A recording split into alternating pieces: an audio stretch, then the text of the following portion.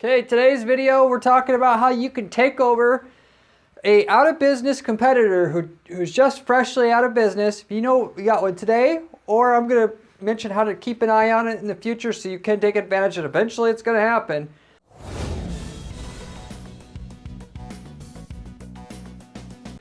And the bigger the competitor, the better, the more money you're going to make. And this is guaranteed profit. This is as sure and as close to guaranteed as profit as you're ever going to get on this channel. How you're going to take over their domain and all the customers that they would have got if they weren't such a fool in business and could serve their market right. Because a lot of times you got to have three main things to be in business and survive and last the test of time. You got to be able to know how to do what you're doing well. You got to know how to manage your company, your books, your everything, and you got to be able to sell. If you're talking about a big company, maybe you got to have salespeople that are good. But generally speaking, let's just say we're talking about corporations here, people rarely have all three. So they may do excellent work, and they be able to sell ice to a Eskimo, but they can't manage they can't manage their numbers. I see this all the time, even at our firm. I ask clients, how much do you think you should have to spend to get a customer? That's a good question. Never thought about that. Like, what? You don't know how much you're supposed to. Well, how do you know that you're making money or not? They don't. There's so many people who literally, they check their bank account, there's money in there, okay, I'm doing fine. If not, they're not doing fine. And then one day they're just out of business because they didn't watch their numbers. Happens all the time. When these guys go out of business and they had good customers that were raving for to work with them, they built up all these reviews and you got good rankings, you take those over. You can manage your money, can't you? Then now you get the spoils of all the future business that could have brought in. So here's what we're going to talk about then is when they go out of business, how we're going to take over their site, all their customers are going to come to us and turn that stream of customers into a quick, easy profit. I give you the step-by-step system that I use to do this. And it's not going to be as simple as you think, like take the domain name, redirect the traffic to me. No, I'm going to go through way more than that. You're going to make way more money than doing that simple one thing, which in itself would be quite monumental, and which, for your local businesses out there, local guys, nobody's going to be doing this. But on the national basis, there's probably going to be some people in the really competitive markets, like if you're in selling teeth whitening products, there's probably somebody who will scoop up a expiring website domain where somebody's going out of business. They're not going to be able to manage their website anymore. But in a lot of times, even that, big national players, big national companies, they're not doing, this is wide open as well. Because even though it's easy to do this, not many people think outside the box either. So I'm going to explain and give you a very good money-making strategy when that individual person goes out of business to literally extract all the value without, it's like buying a company without having to buy a company, really, realistically speaking here. So I'll go over the method. I'll tell you basically how much you could make, how much that should be able to bring in roughly. And with that, you'll have everything you need. So then the opportunity arises, you can nail it and be able to monitor and wait for that opportunity and snatch it when it comes in and know exactly how to do it because I gave you a how-to guide to do it. So anyway, I'll go through a quick preview here or prelude here on the video, then I'll get into the strategy. There has been a very popular way of ranking a website for a very long time, which was, still is today, waiting for certain websites about to expire in terms of the domain name expiring. And when I say domain name, just to clear the air about this, I have some guys still that are not tech savvy. The domain name being your website. My website is guaranteedppc.com for our PPC management agency.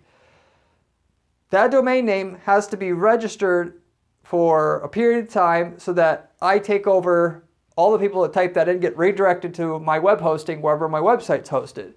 You could register that for a year, 5 years, 10 years. A lot of people, they're well, let's just say they don't think ahead. I don't want to insult anybody because everybody has different ways of doing things. I register for mine for 10 years at a time because if I suddenly go in the hospital, I don't want my domain expiring and somebody else gets it. Well, anyway, that website, you register it for a period of time.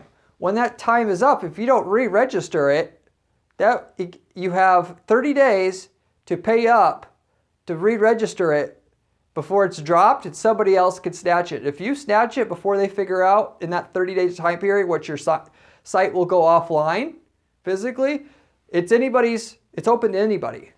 And people, I've seen, we'll just call them stupid people, all the time.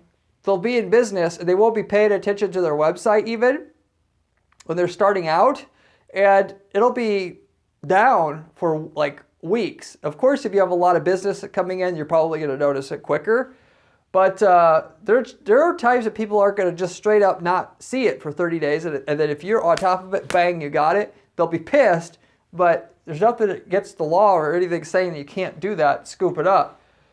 So what will happen is, these business owners, they'll basically, most of the time though, they go out of business. They physically, like I said, they can't manage their money. Their work quality shit. So they start getting bad reviews, but some of the people are satisfied. So there's some value in, the recurring business that comes in, but it's bad enough that they were at a certain level with so many employees in their business because they got too many bad reviews in a row. The business they were getting in, like cut in half. They had their expenses here, now their revenue is here, bang, they're out of business. And also because people usually don't have a stockpile of money. This is a general tip. My opinion is you should always have enough to pay the salary of every employee you hire for a year. So there's always problems that can come up. You can take an actual hit because I see a lot of people going out of business that way. So somebody takes a hit, they weren't prepared, they spend every dollar they get because that's how they are. And then now the business that would have been profitable if they just planned ahead a little bit is now open for you to, all those customers that were going to come back that didn't know nothing about what just happened can be yours through that domain.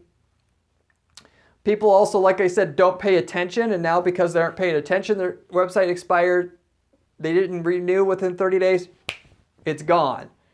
All the value, the brand equity that they built up in the domain is gone. And then what people would do, and this has been happening, by the way, for about 20 years already. This is an old strategy, at least the way that most people do this, which is then they'll see that domain about to expire that has a lot of traffic. It won't be in their same niche. It'll just be in general, we're talking about here. A website that has a lot of backlinks pointing to it, a lot of traffic there was a lot of traffic coming from a lot of links that pointed to the website. They'll grab it during that, respectively after that 30-day grace period that you normally get. If you don't renew, they'll buy it like the day or two after where it opens up. If it's a popular domain, they grab it quick. Because basically within the first few minutes after it's open, if the domain's really juicy. And then what they'll do is they'll do what is called a 301 redirect. You can Google that. Basically all you're doing is you go to your domain registrar where you registered your domain. You say, instead of all the people going to when they come to this domain, redirect them back to this other domain over here instead. So all the traffic, you type in, that domain, it bounces immediately to another website. So they'll do which is called a 301 redirect. Well, there's multiple redirects. The 301 redirect is a specific one they would use in that because they were doing it for an SEO purpose. They would redirect all that traffic to their site. Of course, they would get the traffic that was on the old site to come to their new site, but they weren't after the traffic. They were doing this, 99% of the people doing this was doing it for the SEO equity that was built up in the site, i.e. all the backlinks that were pointing into the website. Because still to this day, Google uses as part of their search engine algorithm that decides what ranks where on their organic listings. Some of it is still based upon backlinks. But what used to be, backlinks were everything, like 10 years ago. And then they would buy this domain because they redirected the domain at their site. Google basically thought that in a lot of times where that would happen, they would think that your company bought the other company and you basically like merged, if you will. And therefore, any of the SEO equity that the first site had should technically go at the new site, because now you're instead of two companies, you're one now, which makes sense. So they would buy several of these domains, redirect them all at their site, and then instead of whatever links you have, now you got all the links from all these other sites that have a lot of links. Even though those sites have nothing to do with the main business, Google will still, consider them the same. And realistically, I understand why, even if they're not related, why they would do that. Because there's a lot of times people buy a business that does something entirely different as a part of a portfolio of different companies. So some still say to this day this method works. Last I seen it worked so well. This was the number one SEO strategy for a long time, going back 10 years.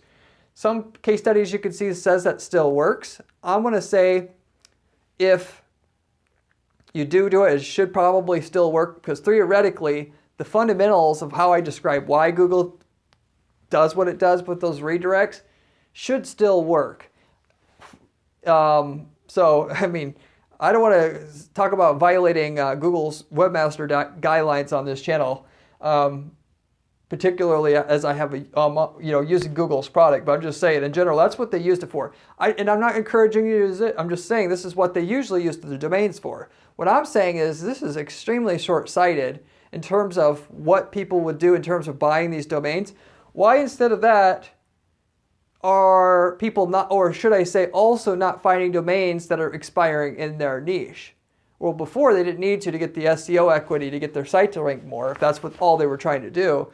But respectively, there's domains in your space that you could buy in which you could redirect when somebody in your niche goes out of business, because the average business only lasts, 80% of businesses don't last more than 5 years. So there's businesses in your space in and out all the time. Probably one person in your niche that you're in or business that you're in every year goes out of business. Why not grab that domain, get all the traffic? First of all, you can get all the SEO equity to come to you, technically, if you own that domain to some degree, legitimately, because you're in the same business. So really, you're just, that isn't as shady as taking a site in a completely different space and then trying to get the juice to come over to you. But no, I'm talking about the actual customers here. There's a way to get all the residual customers that would have came to that site for the rest of time to come to you, which they will for a while if you got all these links pointing into that site. But also there's lots of people who, for instance, like if you're doing hot water heater repair, that kind of thing. When you come get a repair of your hot water heater, there's a sticker that goes on the outside of the hot water heater. It says, if it breaks down, call this number. People will do that. That's very common in that particular space. Then if that business goes out of business, people are still calling those numbers for years. And you can just grab those. You do Google ads. You should also do Google ads, okay? But on Google ads, you might have to pay $30 a lead. Those leads are free once you scooped up that domain and watched like a hawk, so that when somebody does go out of business, we'll even say the first 5 minutes out of when that domain's available, you get it versus anybody else. Snipe that domain. There's actually a site in which you can actually see which domains are expiring by keyword or topic. So you can identify when they're in that 30-day period in which they're about to go, be open to the public, that the person who owns the domain gets a chance to re-register it. Expiredomains.net. It's free. Then you can either you yourself or have somebody in your company check once a month and see if there's anybody in your site that's going out of business and their domain's going to drop. Sometimes they'll re-register it. Other times they won't. So you could literally set a alarm system, if you will, that the date in which it says it expires and the time, because it gives you the date and times, because people snipe these, and that's why that data is there and useful. 5 minutes after it expires and it is open to the public, you grab that domain, and then from there you control another business that you basically got for free. It's like buying a company you got for free. So it's easy to spot these with this tool. Now, what do you do with this domain to actually capitalize on it in the best way possible? One way would be to redirect all the traffic to your site, and that's it. If you think about it though, a lot of people you know, they got a referral, let's say, because there's a lot of why people come back to a company. It would have residual traffic even if the ad campaigns were shut down, if they had ad campaigns running to the driving traffic at their site. Referral, the stickers on different stuff. People just reorder, okay? If you redirect them back to your site, they're going to be like, wait a second, this isn't what, because visually, people will remember, hey, this site's different. And then you'll lose a bunch of people. Over half of the people won't continue through. What I'm going to give you here is a way that you can get basically all of them. And even if you're an e-commerce company, you also can capitalize on all those purchases that were going to be made and get them to buy your product instead, which is a specific method for that I'm going to give you. So respectively, instead of short-sighting yourself and going after the redirect only SEO, just like these other SEO guys would do, in which people are using this expired domains.net and sites like it that monitor expiring domains do, you're going to do something more. Or, at least for the people in your business, to capture the business, this is how to get the maximum juice out of it, which you want every drop, because there's only so many that drop, and they're so dang profitable when they drop, and you can get a hold of them.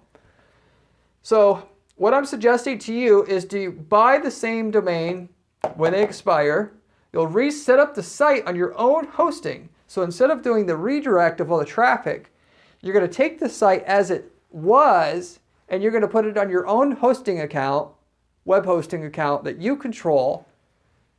And then as it's set up, you're going to take the calls that come in and pitch them your offer instead of the offer, your offer just anyway by itself. What I'll tell you most people do when the call comes in, that I've seen do this, they'll just say, if it's a plumbing company, plumbing. So basically, they won't say the brand name. So you're not lying. It crosses the line when you're lying to somebody. But when you obscure information and the customer's not getting hurt because you got a service that's presumably better, I don't see any problem with it. So you're not saying to the other company when they call, as long as they hear plumbing, they're probably just going to go through with the order anyway. Now, if you're talking about high-end consulting, maybe obviously that doesn't work. But respectively, instead of just redirecting them to your site and they say, I know this is not the same company because they see a physically different site and everything there says it's different. You have the same site when they call, then you'll take the order almost as if you're them. You're not claiming that you're them. You're just taking the call. When you buy a company, there's nothing that says that you have to say, well, we own this company now. You just operate the business as if, the old owner owned it. Business as usual, right? So you could say that, and if it does come up, you can just say, well, we own the company now. That's a little bit of misleading, but it is a play on words. I mean, basically, I own this domain now. This intellectual property, i.e. this website, has been abandoned. It's not being claimed. So therefore, I can use it. Now that definitely is a gray area there, whether or not, I don't know what the copyright law is. If somebody doesn't use the website anymore and then you use what was there, they could technically maybe go after you if they defended it. But these people that go out of business, they don't give a crap anymore. They're not going to, nobody that I've seen has done this has ever had a problem. But you could just say you own a play on words here would be, we own this domain now. We bought, guaranteedppc.com, which you did buy it. So you're not lying, right? They just don't know the extent of the situation of how you acquired the website. And if they think if they acquire the website, you obviously acquired the business, but you didn't acquire the business, you acquired the website. Okay? So, but how do you actually get the website as it existed before on your website? That in and of itself is part of the thing that's going to make it work so well, and a lot of people don't know how to do this, but you're going to have the information to do it. Respectively, you're going to set up all websites that are on the web or on Wayback Machine. If you don't know what that is, type Wayback Machine into Google and you'll see, you can look up your website and you'll see there's snapshots of your different website over time since you've first had your website or registered your domain and first hosted your website. And your competitor, in which is out of business, in which you have their domain now, you can find their website the way that it looked on the Wayback Machine, literally just how it is.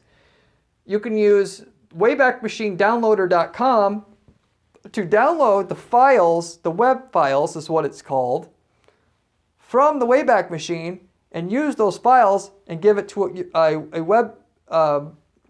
your web person and get them to host those files, which is, it's almost copy and paste in terms of how easy it is. Once you got those files from waybackmachinedownloader.com on your web hosting, and then on your domain registrar where you bought the Expire domain, you'll just simply make sure that the DNS points the user when they go to that domain to your web hosting. So basically all that's happened is you've taken the website, you put it on your hosting, and on the domain, you bought it, so you own it, and you're directing it to a version of the website as it existed before, but is now located at a different spot, i.e. in a place that you own and control versus what the other person who had it before owned and controlled. So that's how you get the website back on your website, in your control, on your web hosting. And then so when new traffic comes there, you can do whatever you want with it now. If you're an e-commerce, I'll quickly touch on this before I go through it, in case you guys are saying, well, this doesn't work for e-commerce. It sure does. If an e-commerce competitor goes out of business, you could just put, which, by the way, even if it's an indirect competitor, it's kind of somewhat similar. Even if you had this would work if you had a diet product and there's another diet solution that helps you lose weight. You buy that expired domain, you put back up the site on your hosting to rehost it, and you put on the next to where the buy button was on the site, just put call the order instead of the buy button. Maybe have the buy button there. I would recommend having the buy button as it is, because right away when they get the page, there's no buy button. It's going to look funny. But have it clickable, but don't have it do anything. And right next to it, say, call the order. And then when you get them on the phone, now you've got a hot lead. Okay? So respectively, you may have to blur out the actual trade names that are on, the products itself to really to avoid a little bit of a problem there. But respectively, that's how you make money off of that traffic. So it's literally $10 to register a domain that expired and costs $10 a month to host that website. Even if you get one person a month to call you, you paid for it. It's paid for itself. So as long as that's why I said even if it's not a directly comparable thing that to what you're not, that wasn't your direct competitor, even if they just buy a similar, they're buying it for the same reason that your product itself solves, losing weight. This, I sell a weight loss shake. This is a weight loss camp. You literally could have that website to generate calls just so that you could sell your weight loss shake. I know it's not a very good example, but if they're going to a camp, that's a whole different situation. But if you had a weight loss meal program, right? It's the same. It's close enough to where you would know that if you talk to that person, they're going to spend money. They're prepared to spend money on something to eat that's going to help them lose weight. You could cross-sell them to your item. So that's what you got to be looking for. So that's how you do it there. Respectively, I've seen somebody do this in the accounting space before, where they bought the domain and then they took over all the clients, which is anybody in that situation, professional services, you would make a killing. Because and the longer they're in business, the more of a killing you're going to make, because there's more people coming back, that's going to be referred, coming back to get more business. You've probably had more backlinks to the site, therefore more traffic's coming in naturally. Whereas I haven't done it or seen it physically done in the HVAC or plumbing space. If you did do it there, what we have done quite a bit in the past is when somebody goes out of business, we'll have a search ad on Google search, as I talked about on another video, which is a kind of a different twist on this whole thing. When somebody's going out of business, you could have an ad that says, Joe's Plumbing is out of business. This is the recommended alternative. And then a lot of people click on that ad if that person's been in a business for a while. Respectively enough to where if you found Joe's Plumbing's site, and I don't get into doing this for clients, otherwise I would, if it was for me, I'd be doing this for sure. Because somebody who's going to hire one plumber will easily hire another. If you're going to hire one consultant, it's a little hard, obviously a little harder like a web consultant to take over another domain. I've thought about it, but haven't done it in our particular business yet. But respectively, if you recreated a plumbing site that's been around for at least 5 years, you're going to have 2 or 3 calls a week. I know, because that ad that said, here's the alternative, we would get 2 or 3 clicks a week on those ads regularly. And, you know, respectively, the cost per click there is basically nothing. Way, way, way less than what a click would cost for somebody looking to buy the services, typing in like plumbing services, Houston or whatever. And the leads were way cheaper. So it wasn't a lot of leads, but the leads that come in are extremely cheap, that we would do that a lot, or basically every time we could. In this particular case, you're taking it way to the next level, recreating the site, and then capturing all the calls that come in. If you're in a service space like HVAC plumbing, you got to do this. You're going to get there's a good chance you're going to get several calls a week if they've been in business 5 years or more. In the e-commerce space, you can get several calls a week as well. Of course, if they've been doing, you know, basically even more than $250,000 a year in sales revenue. If they're doing millions in sales revenue and they're out of business, and you're lucky enough to snipe the domain, that could be basically tens of calls a week. Now you're making a huge amount of money. You're making basically, you know, 10 to 20% of all the money that they were making before is now going to be your money. So the more, you know, obviously the more longer they were in business and the farther they got their company to grow, the more you're going to make. The accountant, they made a crap load of money off of that. Millions for sure long term. When you consider all the repeat business and lifetime value of those customers coming in, for years that brought in calls.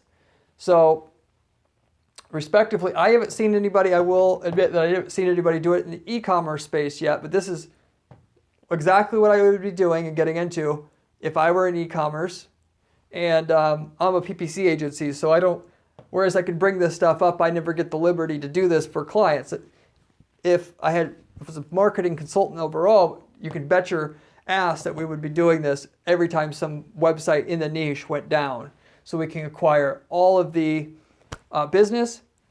Not only that, you can put a link from that site back to your main site, which will give you some SEO power as well. Help you get your organic rankings going on the main site.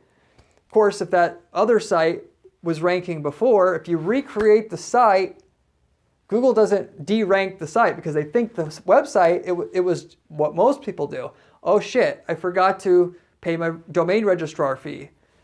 They get the credit card out, they re-register it, and Google thinks the business is going on as usual. Respectively, that's gray area in terms of what you're supposed to do with Google. You're not supposed to redirect sites at all. If you own the site, there's nothing against it that says you can't buy a business and a site and redirect it to your site. So it's a little bit manipulative, so you have to make your own judgment call as far as the SEO parts, and I'm part of it. I'm telling you from the business perspective, you're actually helping the market, in my opinion. The person wanted somebody they could trust. If you know you're as good as or better, then you're making sure they don't get somebody else that's crappy by taking over that person, that person's need, and you're saving them time. So, respectively, I mentioned how you get the site onto your web hosting using waybackmachinedownloader.com. Now, here's the extra juicy parts of this that's going to help you make more money even yet. Use NANPA, N-A-N-P-A, to find out who has the phone number now. Go to that carrier to get it transferred. So instead of just when you recreate the site, you put your number as is, your house number, or the main number you have for your main business. Instead of using that number on the site you've recreated, you try to using Wayback Machine, you can see what number they were using before on their site. What you'll do is you'll go to this NANPA site, you'll see who's the carrier who has that number, because they tell you. Or you could call your phone company and they'll be able to look it up. Once you find the carrier, go to the carrier. You could buy a plan. And then once you buy a plan, you could say, hey, I want to know if I can get this particular number. And they can get the number transferred to you. Now, you could transfer, of course, that number to your main number again. Or you could have a separate number and treat those calls a little differently. Like I said, I would treat those calls, if it was, for me, I would be like, HVAC repair, so that you weren't saying who it was, but they understood that they called the right number at least, and then take the lead as is that way. Of course, for e-commerce, you're going to have to do something a little bit different and say, this product isn't available anymore. However, if you have a couple minutes, I'd like to tell you about a different website that we own. And the results are even better than the product that you were looking for. Could you give me a little bit of time to tell you about that? 10 to 20% of the time you will get success once you've got them on the phone selling to them. The rest of the time you won't. But it's something for your salesperson to do if they're sitting there all day, or if you're just starting out and you're trying to make some money, you don't have a lot of money for advertising. These leads are basically dirt cheap. If you got time, this is a perfect opportunity to build yourself up, to have enough money to start advertising and then really grow at whatever. But respectively, you can get their actual phone number. So going back to the whole HVAC thing, those stickers that are on the hot water heater that people call when their hot water heater's broken, you'll be able to get that call, even if they don't go back to the website. But if they go to the website, of course, you'll get them that way from all the web traffic that normally goes there, and you'll get people who wrote down the number somewhere or have it somewhere, and you'll get those leads too. That isn't all, though. You can recreate the emails on the site too. So in other words, usually on most sites, they'll have with the email address like info@domain.com, info@guaranteeppc.com anyway for like general queries, or sales@guaranteeppc.com or whatever. And then what you can do is just go ahead and create those same email addresses. Since you own the domain now, you can do that. And then you can redirect the emails to your core email, and it'll say basically that when you get that email in, it'll basically say that it came from that particular source, because a redirected email normally does. And then you can have a system set up, a script, if you will, that you give to the salesperson so they know how to handle somebody who emailed that particular email from that particular site, so you can cross-sell them on your particular solution instead, or just service them in a way that it's not going to give away that you're a different company now, so they don't get scared off or get scared off or whatever. Beyond that, though, it's actually pretty easy to guess what an owner's email address is. You can go ahead and look for CEO email permutation generator. Just type that into Google, and it'll ask for like the person's first name and last name, and it'll dump a bunch of different variations, the most like common variations of what people use for an email address for themselves, for their company address. It'll be like first name dot last name at domain.com, first name dot last initial at domainname.com, and it'll have all of them. You take all those permutations that it spits out, physically create email addresses for each one of those, which it shouldn't cost you any more money to do that, or so little it doesn't matter. Or do your own email hosting. So if it does cost you more, it doesn't. Once you do that, it doesn't cost you any more to have 100 if you want. Redirect those all to your email. And then what will happen is when people email the owner, because there's going to be interesting business development deals that were, that were sold, but they just had to wait some more time to get clearance, and then now you're going to get those instead. If you know how to, play your cards right when those leads come in, you'll figure out which of the emails is the right one. And then of course you could shut down all the old ones, because, basically, or sometimes people have more than one, so you could keep them all. It's up to you. But you'll get all the BD, business development emails for particular deals come in. And, with that, you could say, I have an actually better solution. We bought this website here, would you consider our option? And again, 10 to 20% will take you up on it. A bunch of them won't, but they're free leads. They say usually, by the way, when like a doctor or something sells their practice, only 40% of the people, the patients, that normally went to that doctor will stay at that particular clinic when it's a new doctor working at that clinic. There's a lot of loyalty going to that particular person. And basically this has got to be pretty much similar to that. I don't know the exact stat on the accountant that did this, on how many he closed versus not closed, because you're few and far between, and it's not really my business to ask that because we're doing an ad agency here. But I'm going to assume that up to 40%, even if they know you're a different company, if you just script and process it outright, split test how to work the transition, you should be able to get 40% of people to do business with you. Unless it's a specialized thing where there's so low trust in the industry that people, you should be able to work out higher than 10 to 20%. So anyway, you would forward all the emails to your same email and then wait for the email leads to come in. So you have the email leads that are coming in. You got the email leads. You got the phone leads. You got all the traffic that goes to the site. You got all that coming in. You set up the contact form so that goes to you. All of it. So it's a hell of a lot better than just redirecting traffic to your site. You're going to make 10 times as much that way than just redirecting this, or 10, 20, I'd say, times more. And of course, if you don't have the phone number and the email addresses, you're going to maybe earn half. So get the full thing. Go for it. Instead of having some of it, go for all of it. So that's the method, the money-making method on how to take your competitors' expired domains and make money for what you're doing.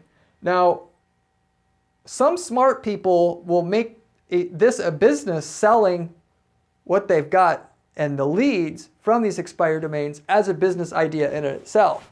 So if you guys are watching this, you don't have a good business, you're looking for something else, don't have a business yet, you're just watching this for, getting some information about business, this can definitely be a business idea. Just taking the expired domains that are good finds, rehosting it, seeing how many leads come in from it. If there's not very many, oh well.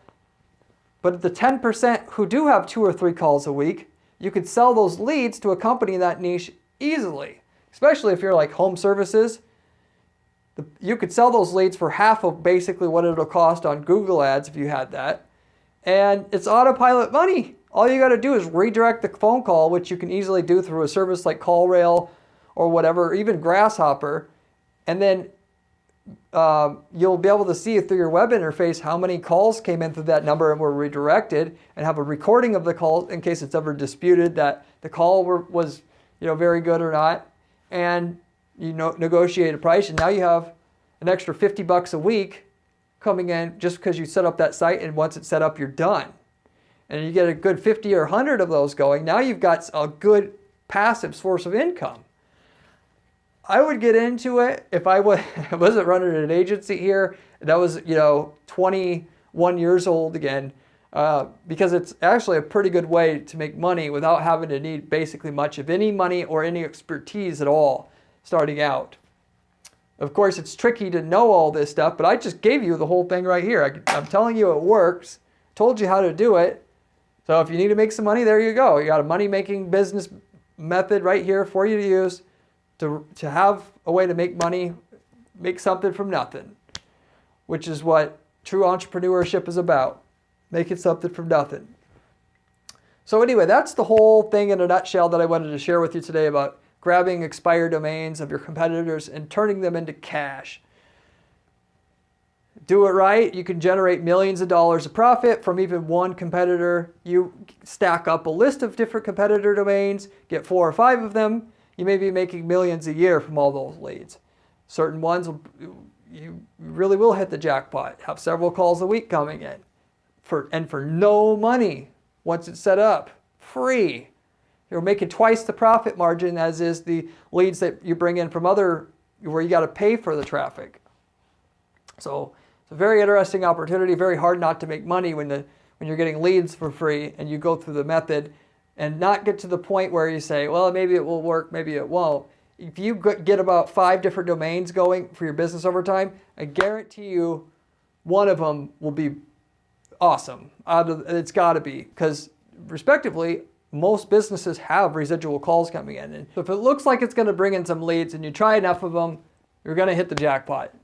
Just like getting into business, you may not hit the jackpot right away. You try it enough times, you're going to hit the jackpot eventually. It's not if, just when.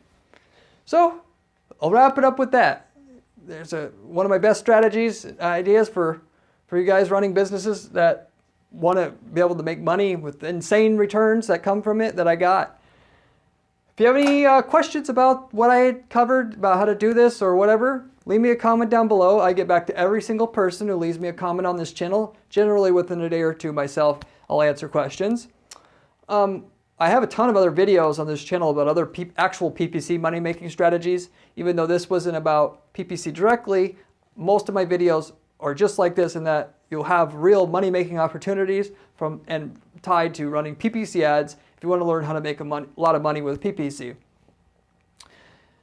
If you want to know how to do PPC kind of more step-by-step, the way that I build my PPC campaigns from scratch and use for our clients here at our agency to guarantee the results, you can find that at guaranteedppc.com/blog to find my personal writing where I cover how to build campaigns exactly the way that I do it that makes money for our clients to, as I say, guarantee the results at Guaranteed PPC. Apart from that, I hope you enjoyed this video, got some good value out of it. You will go out there and make some good money from the strategy. I'll have another good video that comes out in another day or two with another great PPC strategy on it. If you want to check it, what we have out for you then, it'll be another good one. See you then.